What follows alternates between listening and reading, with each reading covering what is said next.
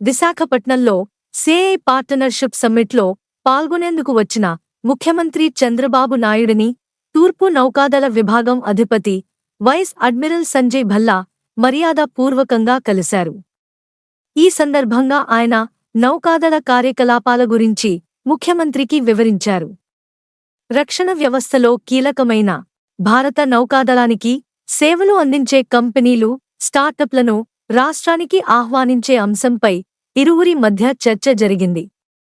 ఆత్మనిర్భర్ భారత్ లక్ష్యాలకు అనుగుణంగా స్వదేశీ నౌకా నిర్మాణం, నౌకా సాంకేతికతకు తోడ్పాటును అందించేలా ప్రయత్నం చేస్తున్నట్లు చంద్రబాబు నాయుడు తెలిపారు.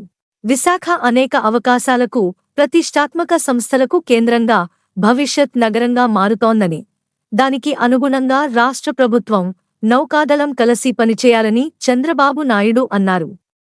విశాఖ నాలెడ్జ్ ఎకానమీ కేంద్రంగా మారనుందని, ఇదే సమయంలో ఈ నగరాన్ని అత్యుత్తమ టూరిజం సెంటర్గా తీర్చిదిద్దేలా ప్రణాళికలు అమలు చేస్తున్నామని ఆయన పేర్కొన్నారు.